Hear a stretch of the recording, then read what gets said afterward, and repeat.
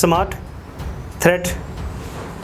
Threat detection. Okay, so this is the transmitter unit. So ये हम 4 sensor हैं, हम 4 अलग अलग लोकेशन पे लगाएंगे। So these are the 4 sensor, will place these 4 sensor at 4 different locations. Now let me just give the power supply to this transmitter unit. Now you can see that communication is built. Smart threat detection message on the LCD. So if the threat will be detected anywhere, then it will give the message to the person who is monitoring the situation of this particular area, like this: threat 4 detected, and I will also receive the SMS as well on my mobile number.